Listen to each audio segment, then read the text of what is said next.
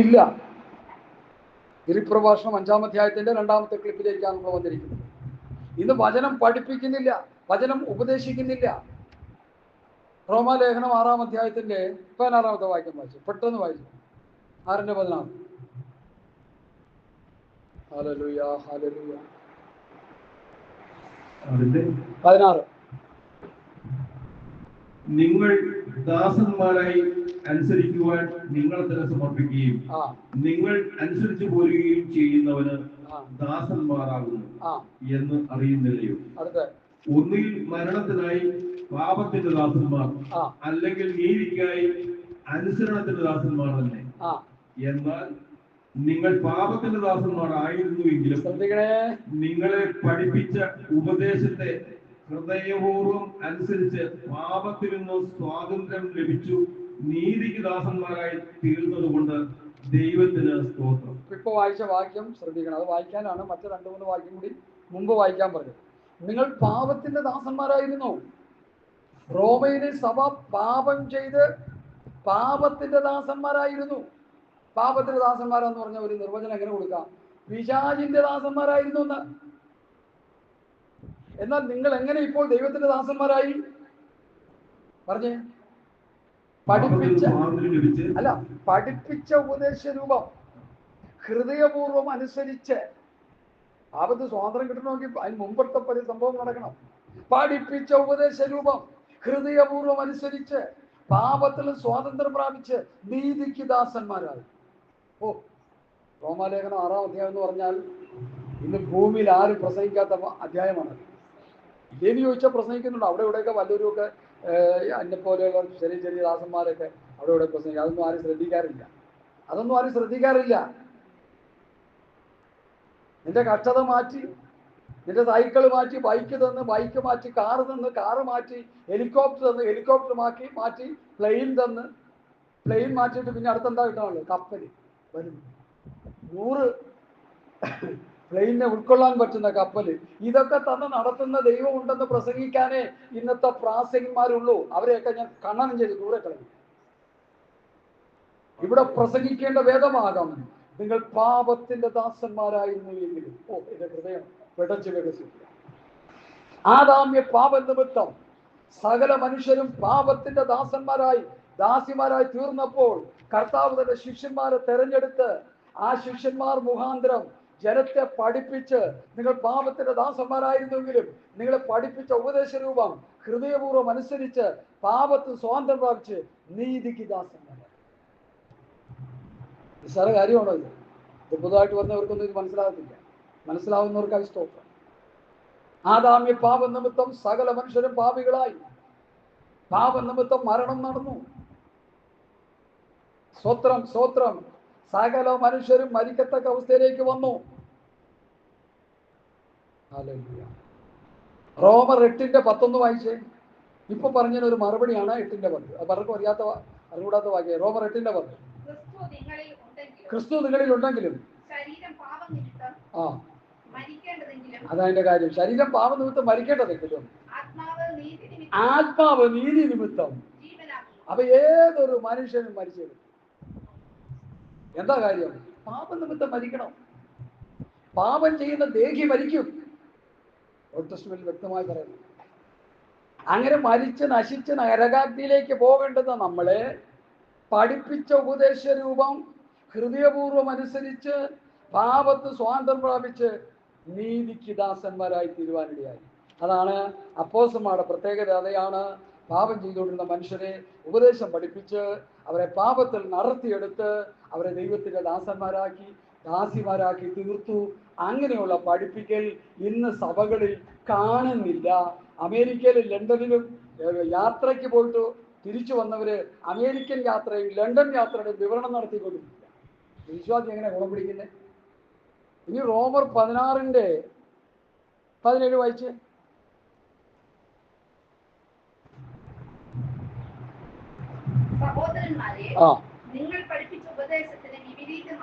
നിങ്ങൾ അവിടെ നിൽക്കട്ടെ. അത് വേറൊരു സബ്ജക്റ്റാണ്. ഈ പഠിപ്പിക്കൽ എന്നുള്ള വിഷയം മാത്രമേ ഞാൻ ഇന്ന് എടുക്കുന്നുള്ളൂ. നിങ്ങളെ പഠിപ്പിച്ചു, നിങ്ങൾ പഠിച്ചു. ഇവിടെ ഉപദേശം പഠിപ്പിക്കുന്നുണ്ട്, നിങ്ങൾ പഠിച്ചോണം അല്ലേ? ഇവിടെ ചപ്പൻ ചവറും അല്ല പറയുന്നത്, കാറും വീട്ടിൽ ലോറിയും തന്നെ കാര്യം ഇവിടെ പറയുന്നില്ല. ഇവിടെ ഉപദേശം പഠിച്ചനുസരിച്ച് സ്വർഗത്ത് പോകുന്ന കാര്യം ഇവിടെ പഠിപ്പിക്കുന്നു. അതിനൊരു മുഖാന്തരമാണ് പെരുമ്പാവൂരിലുള്ള ഈ ഭവനം.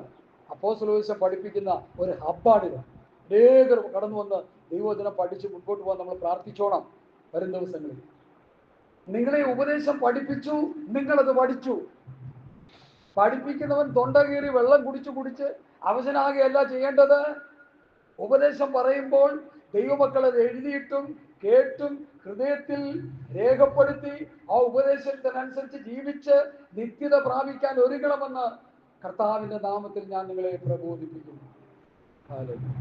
നമ്മൾ എവിടെ നിന്നാ പോയത്? മത്തായി 5 നിന്നാ പോയത്. അവനവരെ പഠിപ്പിച്ചു അല്ലേ? തിരുവായി മൊഴിഞ്ഞ് അവരെ ഉപദേശിപ്പിച്ചു, പഠിപ്പിച്ചു. കർത്താവ് ജനത്തെ പഠിപ്പിച്ചു, അപ്പോസ്തലന്മാർ ജനത്തെ പഠിപ്പിച്ചു. പൗലോസ്, പത്രോസ്, യോഹന്നാൻ, യാക്കോബ്, യൂദ, അന്ത്രയോസ്, തിമോഥെയോസ്, തീത്തോസ്, ഫിലമോൻ, ബർന്നബാസ് ആദ്യായ കർത്താവിന്റെ ശിഷ്യഗണങ്ങൾ ദൈവസഭയെ ഉപദേശം പഠിപ്പിച്ചു. നമ്മൾ സഭയെ ഉപദേശം പഠിപ്പിക്കണം. ഞാനൊരു കാര്യം ചോദിക്കാം. ഇപ്പൊ ഇവിടെ 2 പിള്ളേർ ഇരിപ്പുണ്ട്. എത്ര വയസ്സുണ്ട് മോനെ? 14. മോനെ 13, 14. എത്ര കറക്റ്റായിട്ടുള്ള ഒരു വയസ്സിന്റെ വ്യത്യാസം.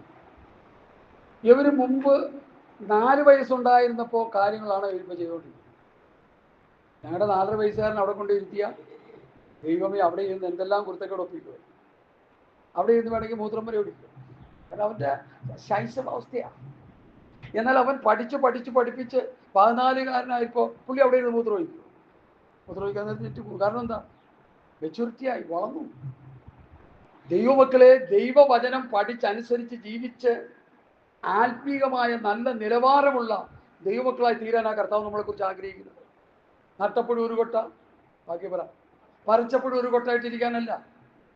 നമ്മൾ ദൈവവചനം പഠിക്കണം, കേൾക്കണം, അനുസരിക്കണം. അങ്ങനെ ആത്മീയമായൊരു വളർച്ചയുണ്ട്, ആത്മീയമായൊരു വർധനവുണ്ട്, ആത്മീയമായൊരു നിറവുണ്ട്. അവൻ ചിലരെ അപ്പോസ്തലന്മാരായി, ചില പ്രവാചകന്മാരായി, ചില സുവിശേഷകന്മാരായി, ചില ഇടയന്മാരായി, ഉപദേഷ്ടാക്കന്മാരായി നിയമിച്ചിരിക്കുന്നു.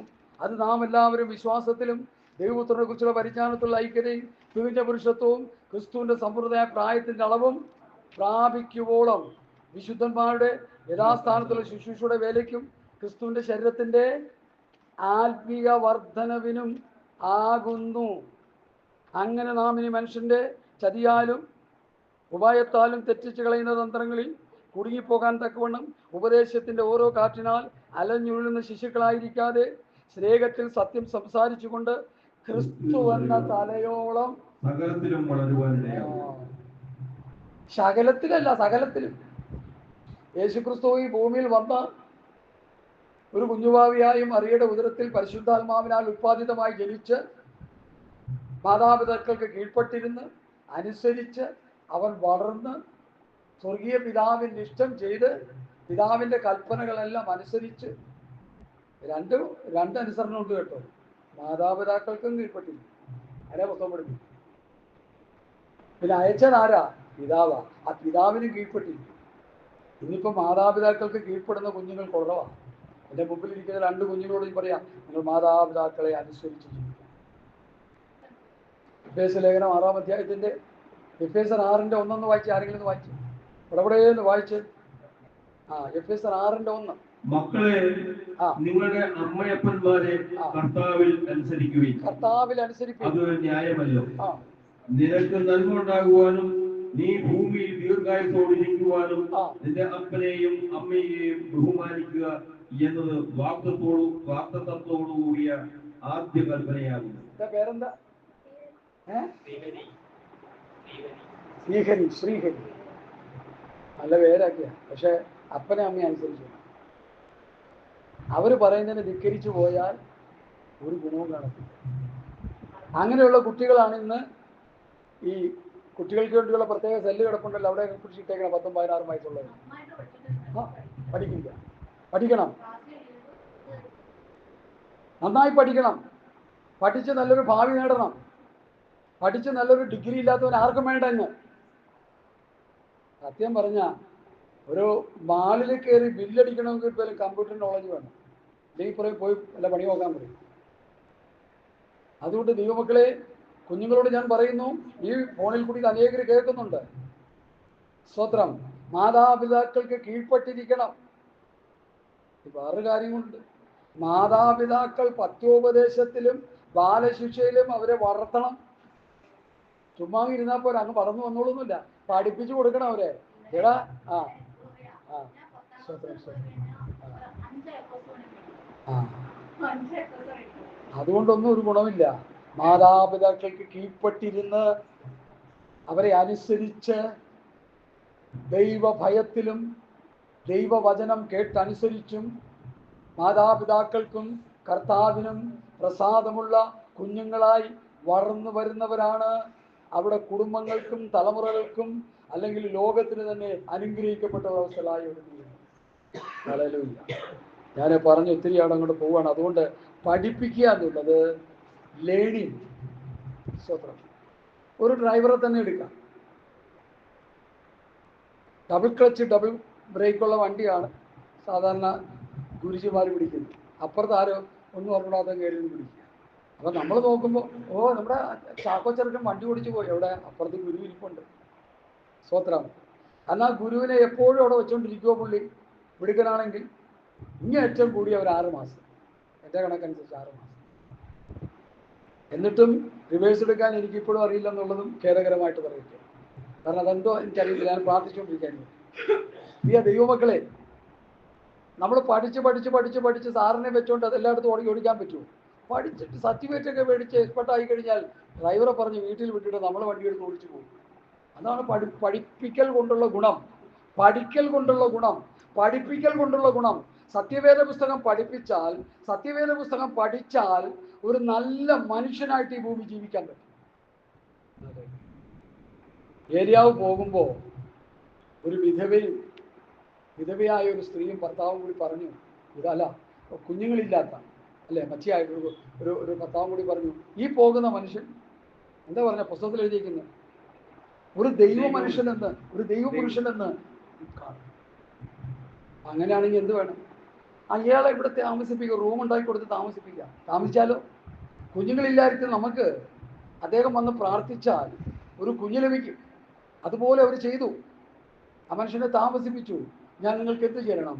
ഞങ്ങൾക്കൊരു സന്തതിയില്ല. അദ്ദേഹം പറഞ്ഞു, വരുന്ന വർഷം ഞാൻ ഇതിലേ വരുമ്പോൾ ഒരു സന്തതിയെ നീ അണച്ചുകൊള്ളും. അതാ ദൈവമക്കളുടെ ഗുണം. അല്ല വഴിയെ പോകുന്നതിനെ വല്ലവനും വിളിച്ച് കേട്ടിട്ട് എന്താ ഗുണം? ഹല്ലേലൂയ. സ്വത്രം. ദൈവവചന വ്യവസ്ഥ വിട്ടുപോകുന്നവരെ വിളിച്ചാൽ എന്താ ഗുണം? ഒരു ദൈവപുരുഷനായി തീർന്നാൽ, ഒരു ദൈവവചനായി തീർന്നാൽ നമുക്ക്, നമ്മുടെ കുടുംബത്തിന്, നമ്മുടെ ദേശനിവാസികൾക്ക്, നമ്മുടെ രാജ്യത്തിന് എല്ലാവർക്കും അത് അനുഗ്രഹമാണ്. ഞാൻ വിചാരിക്കുക, നിങ്ങൾ ശ്രദ്ധിക്കണേ, ഈ പഠിപ്പിക്കൽ എന്നുള്ള വിഷയത്തിന് അങ്ങോട്ട് പോകാൻ എനിക്ക് പറ്റുന്നില്ല. എന്താണെന്ന് എനിക്കറിയില്ല. ഈ 12 പേരുടെ ബയോഡേറ്റ എന്താ? പൗലോസിനെ വിട്ടോ? മീൻ പിടിക്കാൻ മാത്രം അറിയാം. പിന്നെ അത് മാത്രമോ?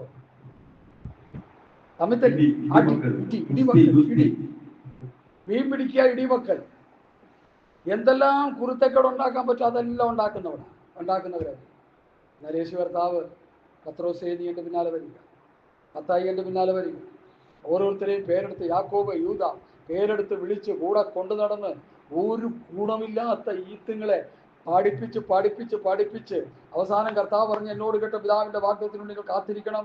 നിങ്ങൾ കാത്തിരുന്ന് ശക്തി ലഭിച്ചിട്ട് യെരുശലേമിലും യഹൂദയിലും ശമരിയയിലും ഭൂമിയുടെ അറ്റത്തോളം എൻ്റെ സാക്ഷികളാകുമെന്ന് കർത്താവ് അവരോട് പറഞ്ഞു. അതനുസരിച്ച് അവർ ചെയ്തതുകൊണ്ടാണ് ഇന്ന് പൊത്തോടുത്തോണ്ട് ഞാനിവിടെ നിൽക്കുന്നതെന്നാണ് എൻ്റെ ചിന്ത. നമ്മൾ ഓരോരുത്തരും പുസ്തകം എടുത്ത് വചനം ധ്യാനിക്കുകയും പ്രാർത്ഥിക്കുകയും മറ്റുള്ളവർക്ക് നമ്മളൊരു അനുഗ്രഹമായിരിക്കുന്നതിന്റെ കാരണം അവരുടെ ദൗത്യം വളരെ വ്യക്തമായി കൃത്യമായി അവർ ചെയ്തു. കർത്താവ് അവരെ പഠിപ്പിച്ചത്, അവരെ ലോകത്തെ പഠിപ്പിച്ചു. ലോകത്തിൽ അനേകരത് കേട്ടു. കേട്ടെങ്കിൽ 1% അത് അനുസരിച്ചവർക്ക് അനുഗ്രഹവും അല്ലാത്തവർക്ക് ശിക്ഷാവിധിയും കാരണമായി തീർന്നു. ദൈവമക്കളെ, പത്രോസ്, യോഹന്നാനും യാക്കോബ്, യൂദയേക്കാള് എത്രയോ പ്രബുദ്ധരാണ് നമ്മൾ. അവർക്കാകെ കൂടി അറിയാവുന്ന അവരുടെ ഭാഷയാണ്, പിന്നെ അന്യഭാഷയല്ല. വേറെ നേർക്കടിക്കില്ല. നമുക്കാണെങ്കിലും അത്യാവശ്യം 2-3 ഭാഷ അറിയാവുന്ന ഒരു തമിഴ്, ഹിന്ദി, ഇംഗ്ലീഷ്, അറബിയൊക്കെ എനിക്ക് നന്നായിട്ട് അറിയാം. സ്വത്രം അങ്ങനെ എന്തെങ്കിലുമൊക്കെ ഭാഷകൾ അറിയാവുന്നവരാണ് നമ്മൾ. പക്ഷേ അവർക്കൊന്നും അറിയത്തില്ല. അവർ പരിശുദ്ധാത്മാഭിഷേകം പ്രാപിച്ച് നമ്മൾ പറയുന്ന മലയാളത്തിലും ഹിന്ദി, അമേരിക്കൻ കാരൻ പറയുന്ന ഇംഗ്ലീഷിലും അറബിക്കാരൻ പറയുന്ന അറബിയിലും ഒക്കെ അവർ സംസാരിച്ചു.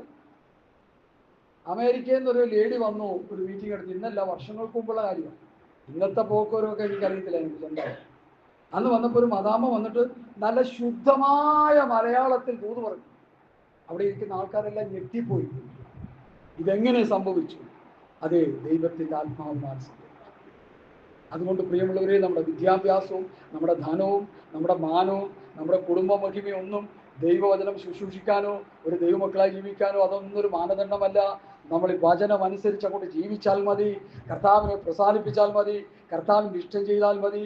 കർത്താവിൻ്റെ ഒരു ഡിസൈപ്പിളായി ഒരു ശിഷ്യത്വത്തിൻ്റെ കീഴിൽ നമ്മൾ ഈ വചനങ്ങൾ പഠിച്ചനുസരിച്ച് ജീവിക്കുമ്പോൾ നമ്മൾ ലോകത്തിന് പ്രയോജനമുള്ളവരായിരിക്കും. അല്ലെങ്കിൽ ഒരു ഗുണവും ഇല്ല നമ്മൾ. ഇനി ഞാൻ അവിടെ താഴേക്ക് വരിക. സ്വത്ര അല്ലേ, 2ാമത്തെ വാക്യം. അവൻ തിരുമായി പൊഴിഞ്ഞ് അവരോട് ഉപദേശിച്ചത് എന്തെന്നാൽ, പഠിപ്പിച്ചത് എന്തെന്നാൽ. 3-ാം വാക്യം. ആത്മാവിൽ ദരിദ്രരായവർ ഭാഗ്യവാന്മാർ, സ്വർഗരാജ്യം അവർക്കുള്ളത്. കർത്താവ് ശിഷ്യന്മാരെ പഠിപ്പിച്ച വചനങ്ങളായി. ആത്മാവിൽ ദരിദ്രരാകുക. കാശില്ലാത്തവനായോ വീടില്ലാത്തവനായി തീരുക എന്നുള്ളതല്ല ഇവിടുത്തെ വിഷയം.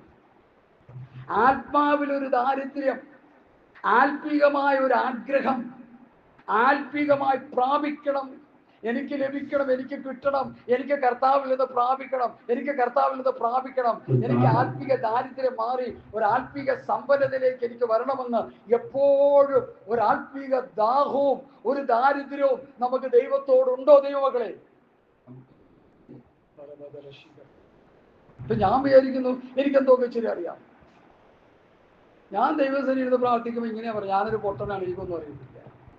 കർത്താവേ, ഈ വചനങ്ങളൊക്കെ എനിക്ക് പറയാനുള്ള ശക്തിയില്ല, എനിക്കതിന് കൃപ തരണം, എനിക്ക് ആത്മാവിൻ്റെ ശക്തി തരണം, എനിക്ക് വിവേചനാത്മാവ് തരണം, എനിക്ക് വചനത്തിൻ്റെ ആ ശരിയായ യാഥാർത്ഥ്യങ്ങൾ ജനത്തോട് തുറന്നു വയ്ക്കുവാനുള്ള ദൈവകൃപ എനിക്ക് തരണമെന്ന് പ്രാർത്ഥിച്ചാണ് ഞാൻ ഓരോ ദിവസവും മുൻപോട്ട് പോകുന്നത്. നമ്മുടെ പഠനങ്ങളൊക്കെ നമുക്ക് നല്ലതാണ്. ബിബ്ലിക്കലായിട്ട് പഠിച്ച് നിരീശ്വരവാദികളായി തീർന്ന അനേക സഹോദരന്മാരെ എനിക്കറിയാം. എന്താ കാര്യം? അവർ കർത്താവിൽ നിന്ന് പഠിക്കുന്നില്ല, കർത്താവിൽ നിന്ന് പ്രാപിക്കുന്നില്ല. ഇവിടെ ഇതാ കർത്താവിൽ നിന്ന് പ്രാപിച്ച ശിഷ്യന്മാര്, ഹോശാന ബൈബിളിലാണെന്ന് തോന്നുന്ന ആ പദപ്രയോഗം, ഭൂലോകത്തെ കീഴ്മേൽ മറിച്ചവർ ഇവിടെയും വന്നുവല്ലോ.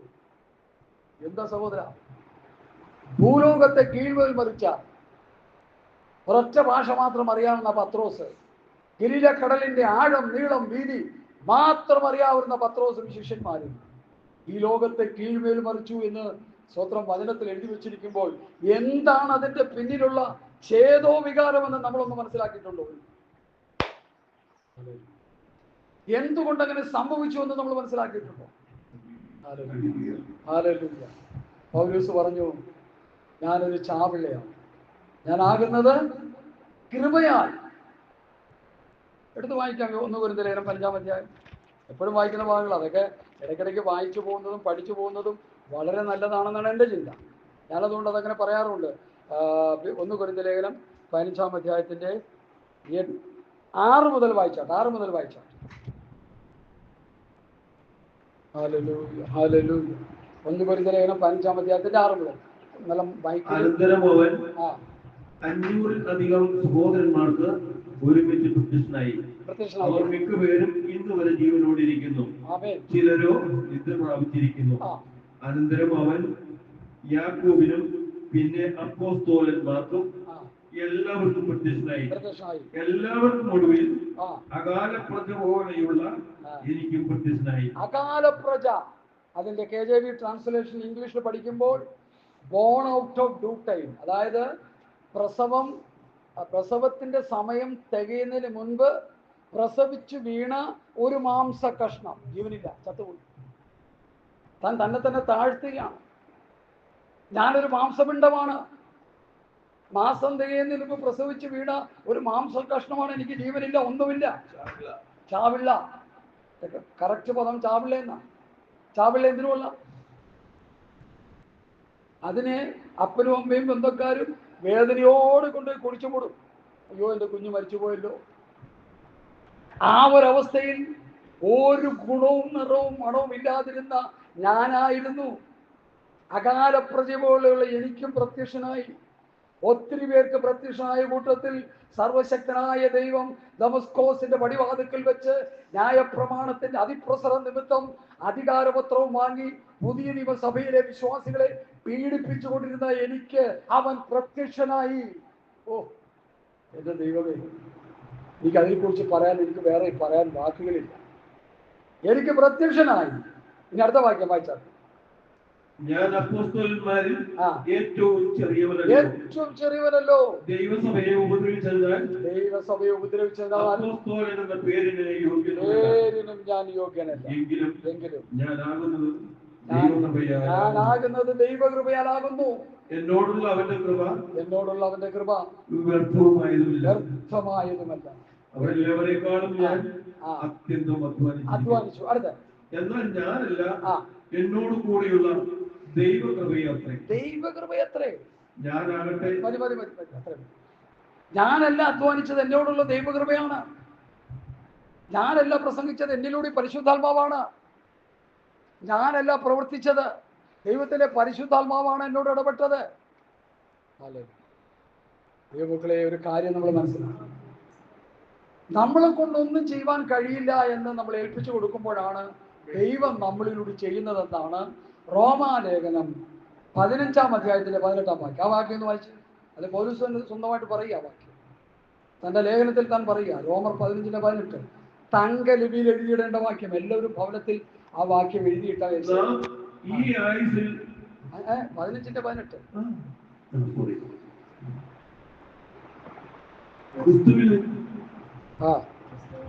ക്രിസ്തുവിൽ നിദ്ര കൊണ്ടവരും നശിച്ചു പോയി. നാം ഈ ആയുസിൽ മാത്രം.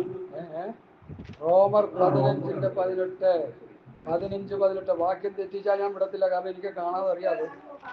ക്രിസ്തു ഞാൻ മുഖാന്തരം ജാതികളുടെ അനുസരണത്തിനായിട്ട് വചനത്താലും പ്രവൃത്തിയാലും അടയാളങ്ങളുടെയും അത്ഭുതങ്ങളുടെയും ശക്തി കൊണ്ടും പരിശുദ്ധാത്മാവിന്റെ ശക്തി കൊണ്ടും പ്രവർത്തിച്ചതല്ലാതെ മറ്റൊന്നും മിണ്ടുവാൻ ഞാൻ തുനിയുന്നില്ല. അപ്പൊ ക്രിസ്തു ഞാൻ മുഖാന്തരം പ്രവർത്തിച്ചു. എനിക്ക് യാതൊന്നും അതിൽ പറയാനില്ല.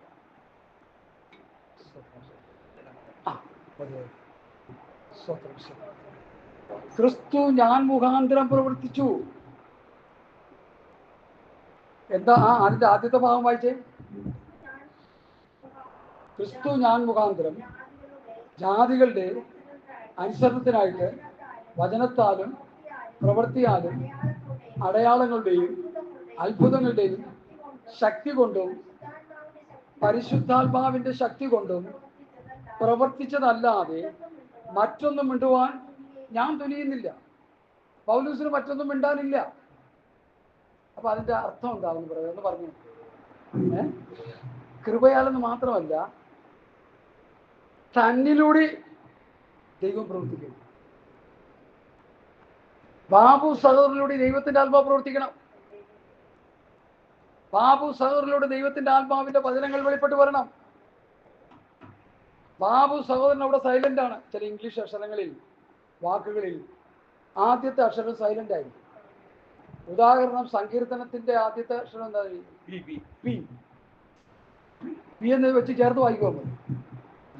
സാംസ് അല്ലെ? സാംസ്. അപ്പൊ പി സൈലന്റാ. നമുക്കിപ്പോ സൈലന്റ് ആകാൻ നമുക്ക് സമ്മതമല്ല. മനസ്സിലായില്ലേ? ദൂത് മനസ്സിലായില്ലേ?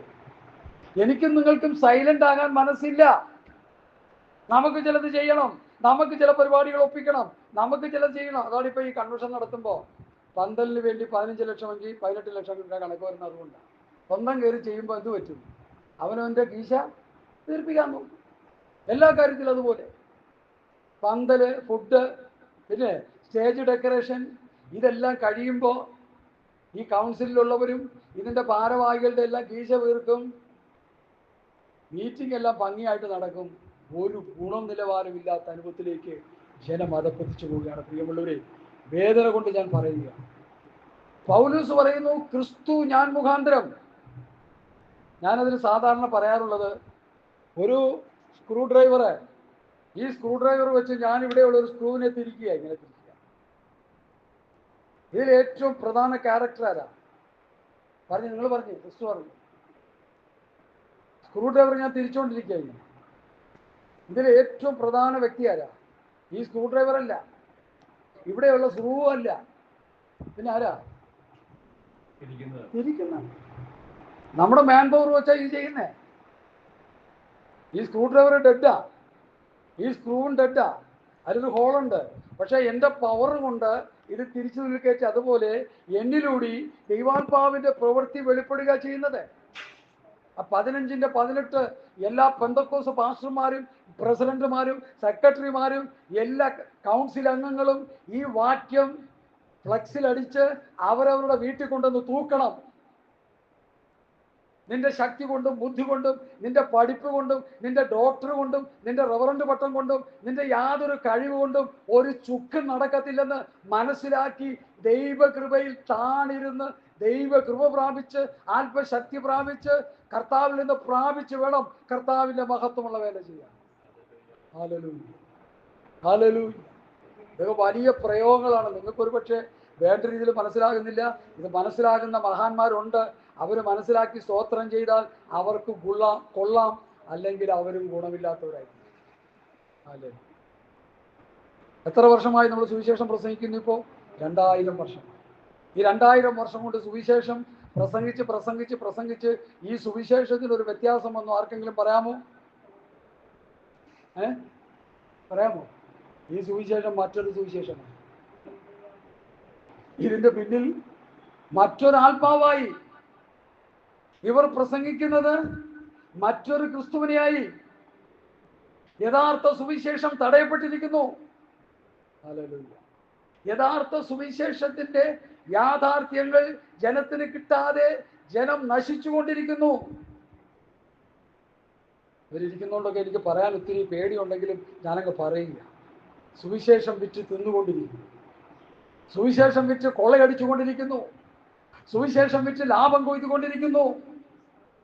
94കാരനായ ഒരു ദേവദാസൻ ഉണ്ടായിരുന്നു.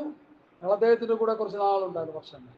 അദ്ദേഹം പറഞ്ഞു, സുവിശേഷ വേല ലാഭമാക്കി മാറ്റിയിരിക്കുന്ന ഒരു വലിയ സുവിശേഷകന്മാരുടെ നീണ്ട നിര തന്നെ നമ്മുടെ ഈ പട്ടണത്തിലുണ്ട്, കേരളത്തിലുണ്ട്, 14 ജില്ലകളിലുണ്ട്, 28 സംസ്ഥാനങ്ങളിലുണ്ട്, ആഗോള വ്യാപകമായി ഉണ്ട്. സുവിശേഷം വിറ്റ് തിന്നുന്നവർ, സുവിശേഷം വിറ്റ് പണമുണ്ടാക്കുന്നവർ, സുവിശേഷം വിറ്റ് ലാഭം കൊയ്യുന്നവർ. സുവിശേഷത്തിന്റെ അന്തസത്ത എന്താണ് എന്ന് പറഞ്ഞ്, സുവിശേഷം എന്ന് പറഞ്ഞാൽ എന്താ? ദാവീദിന്റെ സന്തതിയായി ജനിച്ച് മരിച്ച് അടക്കപ്പെട്ട് ഉയർത്തെഴുന്നേറ്റ യേശുക്രിസ്തുവിനെ ഓർത്തുകൊള്ളുവിൻ, അതാകുന്നു എൻ്റെ സുവിശേഷം. ഞങ്ങളോ ക്രൂശിക്കപ്പെട്ട ക്രിസ്തുവിനെ പ്രസംഗിക്കുന്നു. അപ്പൊ യേശു ക്രിസ്തുവാണ് സുവിശേഷം. സുവാർത്ത എന്നുള്ളത് സുവിശേഷത്തിന്റെ വേറൊരു ഭാഗമാണ്. സുവാർത്ത, നല്ല വാർത്ത, നല്ല സന്ദേശം. ഇന്ന് ലോകത്തിൽ ഒരു മനുഷ്യനോട് പറയാനുള്ള ഏറ്റവും വലിയ സന്ദേശം സുവിശേഷം മാത്രമേ ഉള്ളൂ. വേറൊന്നും മനുഷ്യനോട് പറയാൻ പറ്റത്തില്ല. മുഹമ്മദിനെ കുറിച്ചും ജനനത്തെക്കുറിച്ചും തന്റെ പ്രവൃത്തികളെ കുറിച്ചും ജനത്തോട് പറയാൻ പറ്റത്തില്ല. മഹാത്മാഗാന്ധിയെ കുറിച്ച് ഒരല്പമൊക്കെ പറയാം, കുഴപ്പമില്ല, മനുഷ്യനല്ലേ. എന്നാൽ സുവിശേഷത്തിന്റെ വ്യാപ്തി ഈ ലോകം മുഴുവൻ സ്വത്രം അലയടിച്ചു കൊണ്ടിരിക്കുകയാണ്. ആ സുവിശേഷ സത്യങ്ങൾ കേട്ടനുസരിച്ച് ജീവിച്ചാൽ, പത്രോസ് പറഞ്ഞ ഭാഷ ഞാൻ കടമെടുത്ത് പറയുന്നു, മറ്റൊരുത്തരും രക്ഷയില്ല, നാം രക്ഷിക്കപ്പെടുവാൻ ആകാശത്തിന് കീഴിൽ മനുഷ്യരുടെ രേഖപ്പെട്ട വേറൊരു നാമമില്ല. അതാണ് സുവിശേഷം. ആ സുവിശേഷം ഇന്ന് വികൃതമാക്കി, ആ സുവിശേഷം ഇന്ന് ലാഭത്തിന് വേണ്ടി പ്രസംഗിക്കുന്നവരായി തീർന്നു. ആ സുവിശേഷം പ്രസംഗിച്ചിട്ട് ഞങ്ങൾക്ക് ഇത്ര തരണമെന്ന് പറയുന്ന കള്ളപ്രവാചകന്മാരും ദുർവ്രേക്ഷകന്മാരും കൂമിള് പോലെ മുളച്ചു വന്നുകൊണ്ടിരിക്കുന്നു. ഹല്ലേലൂയ. അതുകൊണ്ട് കർത്താവ് തന്നെ ശിഷ്യന്മാരെ പഠിപ്പിച്ചു. ശിഷ്യന്മാരാരും നമ്മളെ പോലെയുള്ളവരുമല്ല, ഏറ്റവും താണ നിലയിൽ കിടക്കുന്നത്. ഈ മുക്കുവന്മാരെന്ന് പറഞ്ഞാൽ നിങ്ങൾക്കറിയത്തില്ല, 4-5 വർഷം ഞാൻ അവരുടെ ഇടയിൽ കിടന്ന് വളർന്നത്. അത് നമ്മുടെ ഒരാൾ ഫ്രാൻസിസ്, അവരൊക്കെ നന്നായിട്ട് പഠിച്ചു കഴിഞ്ഞാൽ അവരിങ്ങനെ കൈവെള്ളം കൊണ്ടു നടക്കണം, അല്ലെങ്കിൽ എന്താ പറ്റും, ചാടി പോവും. അവരെ പഠിപ്പിച്ചെടുക്കുക വലിയ പാടുള്ളതാണ്. റൊണാൾഡോ ബോങ്കായ് ഒരു പ്രസംഗത്തിൽ പറഞ്ഞൊരു പദം ഞാൻ എൻ്റെ ഹൃദയത്തിൽ കയറിയിട്ടുണ്ട്. ഇതിങ്ങനെ പറഞ്ഞത്, ഞാനാണെങ്കിൽ ഈ മുക്കുവന്മാരെ പഠിപ്പിക്കാനായിട്ട് ദൈവം എന്നെ നിയോഗിച്ചെങ്കിൽ കുറച്ച് കഴിയുമ്പോൾ എല്ലാത്തിനെയും ഓട്ടിച്ചു വിട്ടിട്ട് ഞാൻ എൻ്റെ പാട്ടിന് പോയിരുന്നു. കാരണം ആ സ്വഭാവ ഗുണം എനിക്കില്ല. അവരെ പഠിപ്പിച്ച് കർത്താവിൻ്റെ ശിഷ്യന്മാരാക്കുക എന്ന് പറഞ്ഞാൽ വലിയ ബുദ്ധിമുട്ടുള്ള കാര്യമാണ്. പക്ഷെ കർത്താവ് അത് ചെയ്തു. ഇന്നത്തെ പ്രിയപ്പെട്ടവർക്ക് അത് ചെയ്യാൻ കഴിയാതിരിക്കുന്നത് എന്തെന്ന് ചോദിച്ചാൽ, അവർ സുവിശേഷം കൊണ്ട് ലാഭം കൊയ്യാൻ പോവുകയാണ്. സുവിശേഷം മാനവജാതിയുടെ ആത്മരക്ഷയ്ക്കുള്ള ഏക വഴിയാണെന്ന് മനസ്സിലാക്കി അതിൻ്റെ പവിത്രതയോടെ, അതിൻ്റെ നിർമ്മലതയോടെ, അത് ദൈവസ്നേഹത്തിൽ നിറഞ്ഞ്, അത് പരിശുദ്ധാത്മാവിൻ്റെ നിയോഗത്താൽ ആ സുവിശേഷം പ്രസംഗിച്ചാൽ അതുകൊണ്ട് ഫലമുണ്ട്. ഞാൻ മുൻപോട്ട് പോവുകയാണ്. ഇവിടെ എന്താ എഴുതിയിരിക്കുന്നത്? മത്തായി 5:3 വാക്യം നമ്മളെങ്ങനെ വായിച്ചു? ആത്മാവിൽ ദരിദ്രരായവർ ഭാഗ്യവാന്മാർ. നമുക്ക് ആത്മാവിൽ ദരിദ്രരാകാൻ പറ്റുമോ? നമുക്കൊന്നും അറിയില്ലെന്ന് പറയാൻ പറ്റുമോ? നമുക്കൊരു ദാഹമുണ്ടോ? ദരിദ്രരായ, ഭൗതിക ദരിദ്രരായ അനേകം മനുഷ്യരെ നമുക്ക് കാണാൻ കഴിയും. കടത്തണ്ണയിലെ കിടക്കുന്നവരെ കാണാൻ കഴിയും. അത് ഭൗതിക ദാരിദ്ര്യമാണ്. അതേസമയത്ത് ആത്മീക ദാരിദ്ര്യം, എനിക്ക് കർത്താവിൽ നിന്ന് പ്രാപിക്കണം, എനിക്ക് കർത്താവിൽ നിന്ന് പ്രാപിക്കണം. പൗലോസ് അങ്ങനെയാ പറഞ്ഞത്, ഞാൻ കർത്താവിൽ നിന്ന് പ്രാപിക്കുകയും നിങ്ങൾക്ക് ഏൽപ്പിച്ചു തരികയും ചെയ്തെന്തെന്നാൽ. തിരുവത്താഴം മാത്രമല്ല, എല്ലാ ഉപദേശങ്ങളും കൂടെ നടന്ന് പഠിക്കാൻ ഭാഗ്യം സിദ്ധിച്ച ഒരു വ്യക്തിയല്ല പൗലോസ്. ഗലാത്യ ലേഖനം 1-ാം അധ്യായത്തിന്റെ 11-12 വാക്യങ്ങൾ വായിച്ച്. ഗലാത്യർ 1:11. എല്ലാത്തിനും പ്രൂഫ് വേണമല്ലോ, അതുകൊണ്ട് അങ്ങനെ പറയുന്നു. ഗലാത്യർ 1:11. ഞാൻ മനുഷ്യരോട് പ്രാപിച്ചിട്ടില്ല, പഠിച്ചിട്ടുമില്ല, യേശു ക്രിസ്തുവിന്റെ വെളിപ്പാടിനാൽ അത്രേ പ്രാപിച്ചു. മനുഷ്യരിൽ ഞാൻ പഠിച്ചിട്ടില്ല, മനുഷ്യരിൽ ഞാൻ പ്രാപിച്ചിട്ടില്ല. നമ്മളൊക്കെ ലീഡർമാരായിട്ടിരിക്കുന്ന താണ്ടുദാസൻ ഇരിക്കുന്നത്, ഒരുപക്ഷെ നിങ്ങൾ കീഴ്പ്പെട്ടിരിക്കുന്നു, പഠിക്കുന്നു, കാര്യം ശരിയാ. പക്ഷെ ആത്യന്തികമായ പഠനം ഗുരുവിൽ നിന്നാ. കർത്താവെ എന്നെ പഠിപ്പിക്കണമേ, എനിക്ക് ബുദ്ധിയില്ല, എനിക്ക് ജ്ഞാനമില്ല, എനിക്ക് അറിവില്ല, എനിക്ക് കഴിവില്ല. യാക്കോബ് പറയുന്ന ഒരു പദം എൻ്റെ ഓർമ്മയിലേക്ക് അങ്ങോട്ട് വരും. യാക്കോബിന്റെ ലേഖനം എടുത്താട്ടെ. എബ്രായർ യാക്കോബ് അല്ലേ? ഓക്കെ, എബ്രായർ കഴിഞ്ഞാൽ യാക്കോബാ. യാക്കോബിന്റെ ലേഖനത്തിൽ ഒരു പദപ്രയോഗമുണ്ട്. അതിങ്ങനെയാണ്, ഞാനത് സ്വത്രാം 5-ാം വാക്യം 1:5. എല്ലാത്തിനും നമുക്ക് ജ്ഞാനം കുറവാകുന്നെങ്കിൽ എല്ലാവർക്കും ഔദാര്യമായി കൊടുക്കുന്നവനായ ദൈവത്തോട് യാചിക്കട്ടെ, അപ്പോൾ അവന് ലഭിക്കും. എന്നാൽ അവൻ ഒന്നും സംശയിക്കാതെ വിശ്വാസത്തോടെ യാചിക്കണം. സംശയിക്കുന്നവൻ കാറ്റടിച്ച് അലയുന്ന കടൽ തിരക്ക് സമൻ. ഇങ്ങനെയുള്ള മനുഷ്യൻ കർത്താവിൽ നിന്ന് വല്ലതും ലഭിക്കുമെന്ന് നിരൂപിക്കരുത്. ഇരുമനസ്സുള്ള മനുഷ്യൻ തന്റെ വഴികളിൽ ഒക്കെയും അസ്ഥിരൻ ആകുന്നു. നിങ്ങളിലൊരുവൻ ജ്ഞാനം കുറവാകുന്നുവെങ്കിൽ ഫൽസിക്കാതെ. ഈ ഫൽസിക്കാതെ എന്ന് പറഞ്ഞാൽ അതിന് അർത്ഥങ്ങളുണ്ടെന്ന്. ചിലർ പറയാ, അയ്യോ ആ പാസ്റ്റർ അല്ലെങ്കിൽ ആ സഹോദരന് എന്നൊക്കെ നല്ല അറിവാണ്, അവൻ്റെ ഒരു അറിവ്. അതാ ഫൽസിക്കല്. അവന്റെ അറിവിനെ നമ്മൾ എന്ത് ചെയ്യുന്നു? ശാസിക്കുന്ന നിലയിൽ സംസാരിക്കുന്നു. അദ്ദേഹത്തിനൊരു അറിവുണ്ട്, വലിയ കഴിവുള്ളവനാണ്. അത് ഫൽസിക്കല. ആ ഫൽസിക്കാതെ എന്താ യാക്കോബ് പറയുന്നത്?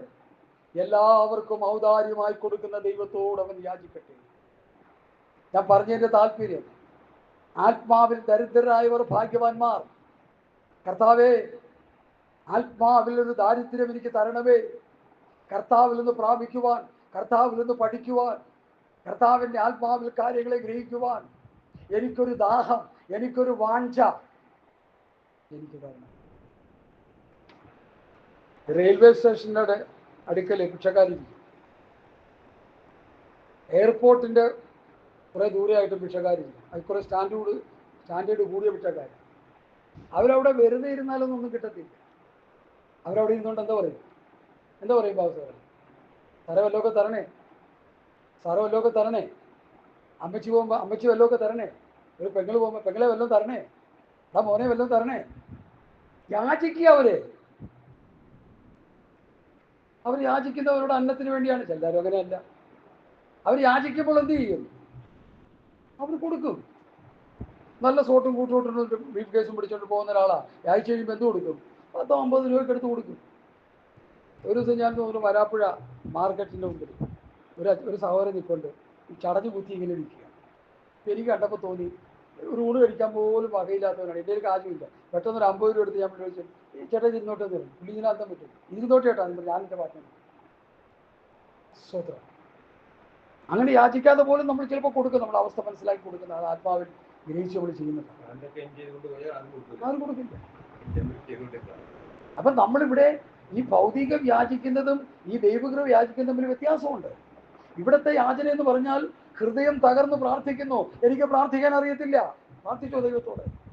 എനിക്ക് വചനം പറയാൻ അറിയത്തില്ല, എനിക്ക് എൻ്റെ സഹപ്രവർത്തകരോട് എന്തെങ്കിലും 2 അക്ഷരം പറയണം, എനിക്കതിനുള്ള കഴിവില്ല കർത്താവേ, എനിക്ക് തരണമേ എന്നൊന്ന് യാചിക്കാമോ, പ്രാർത്ഥിക്കാമോ?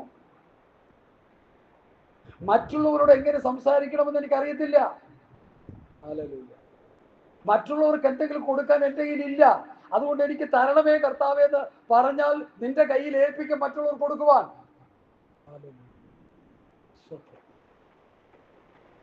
ഈ ഖുറാനിലും ഈ ഗീതയിലും ഈ ഹൈന്ദവ സൂക്തങ്ങളിലും ഇസ്ലാമിക സൂക്തങ്ങളിലും ബുദ്ധന്മാരുടെ മതഗ്രന്ഥങ്ങളിലും ജൈനമതം, ബുദ്ധമതം, അങ്ങനെ 100 മതങ്ങളും അവിടെ മതഗ്രന്ഥങ്ങളൊക്കെ ഇഷ്ടംപോലെ ഈ ഭൂമിയിൽ ഉണ്ടെങ്കിലും സത്യവേദ പുസ്തകം എന്ന് പറയാനുള്ള കാരണം ഇത് സത്യം മാത്രമായതുകൊണ്ടാണ് ഇത് സത്യവേദ പുസ്തകം എന്ന് പറയുന്നത്.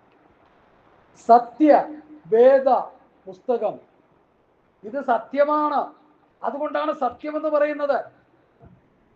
മറ്റുള്ളതൊക്കെ കെട്ടുകഥകളും കിഴവിക്കഥകളും നിർമ്മിത കഥകളും സംഭവ കഥകളും ഒക്കെ എഴുതി വെച്ചിരിക്കുന്നതാണ്.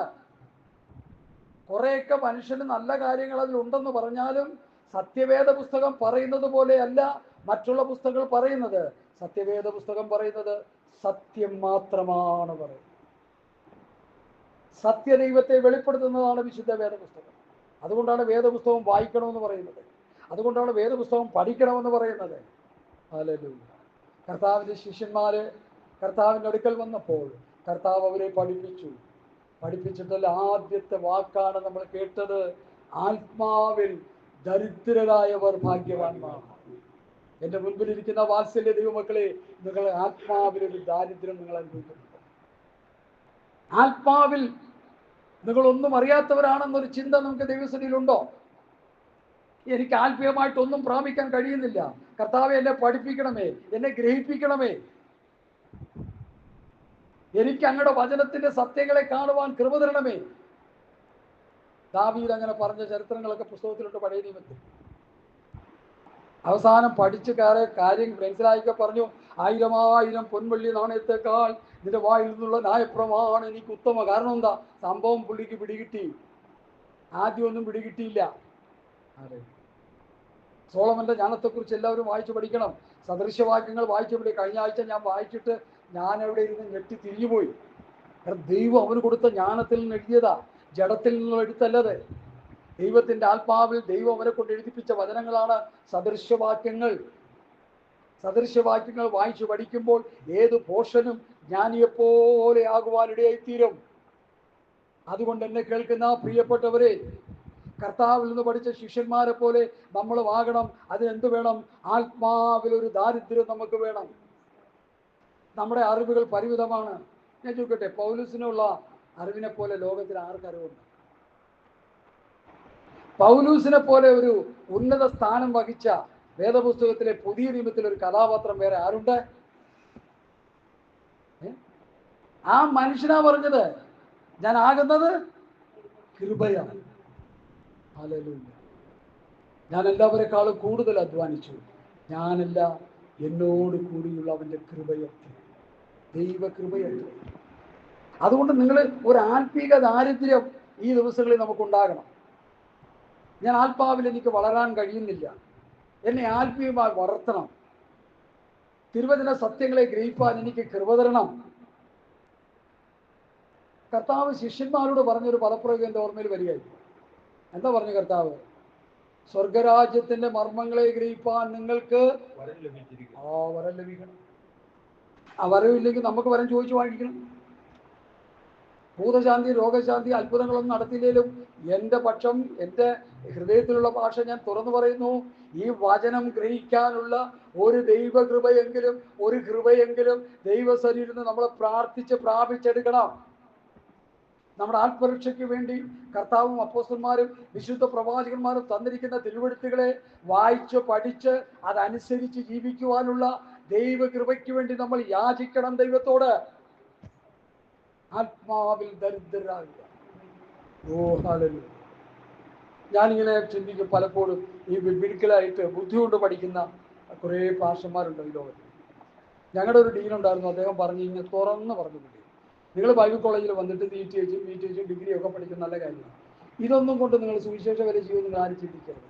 ദൈവസന്നിധി താണിരിക്കണം, ഉപവസിക്കണം, പ്രാർത്ഥിക്കണം, കർത്താവിൽ നിന്ന് പ്രാപിക്കണം. കർത്താവിൽ നിന്ന് പ്രാപിക്കണം. ആത്മാവിൽ നമ്മുടെ ദാരിദ്ര്യാവസ്ഥ ദൈവത്തോട് പറയണം. ഹല്ലേലൂയ. ഈ പരിശുദ്ധാത്മാവിനെ തന്നെ ശിഷ്യന്മാരെ മേൽ പകർന്നു കഴിഞ്ഞപ്പോൾ അവർക്ക് ഓരോ പ്രാവശ്യവും ഓരോ ശുശ്രൂഷ ചെയ്യാൻ അമിതമായ ബലം വേണം. പ്രവൃത്തി പുസ്തകം 4-ാം അധ്യായം എടുത്താൽ 4-ാം അധ്യായത്തിൽ അവരുടെ ഒരു പ്രാർത്ഥന നിങ്ങൾ ശ്രദ്ധിച്ചു എന്ന് ഞാൻ വിശ്വസിക്കുന്നു. അതിൻ്റെ മുമ്പുള്ള വിഷയങ്ങളൊക്കെ നമുക്കങ്ങ് വിടാം. അതിൻ്റെ 24-ാമത്തെ വാക്യം, 4:24 മുതൽ വായിച്ചാൽ. Hallelujah, hallelujah. 4:24 മുതൽ.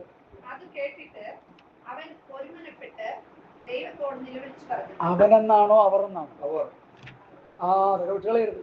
അവർ ഒരുമനപ്പെട്ട് ദൈവത്തോട് നിലവിളിച്ച് പറഞ്ഞത്, ആകാശവും ഭൂമിയും സമുദ്രവും അവയിലുള്ള സകലവും ഉണ്ടാക്കിയ നാഥനെ, ജാതികൾ കലഹിക്കുന്നതും വംശങ്ങൾ വ്യർത്ഥമായത് നിരൂപിക്കുന്നതും എന്ത്? ഭൂമിയിലെ രാജാക്കന്മാർ അണിനിരക്കുകയും അധിപതികൾ കർത്താവിന് വിരോധമായും അവന്റെ അഭിഷിക്തന് വിരോധമായും ഒന്നിച്ചു കൂടുകയും ചെയ്തിരിക്കുന്നു എന്ന് നിന്റെ ദാസനായ ദാവീദ് മുഖാന്തരം പരിശുദ്ധാത്മാവിനാൽ അരുളി ചെയ്തവനെ, നീ അഭിഷേകം ചെയ്ത യേശു എന്ന നിന്റെ പരിശുദ്ധ ദാസന് വിരോധമായി ഹെരോദാവും പൊന്തിയോസ് പീലാത്തോസും ജാതികളും ഇസ്രായേൽ ജനവുമായി ഈ നഗരത്തിൽ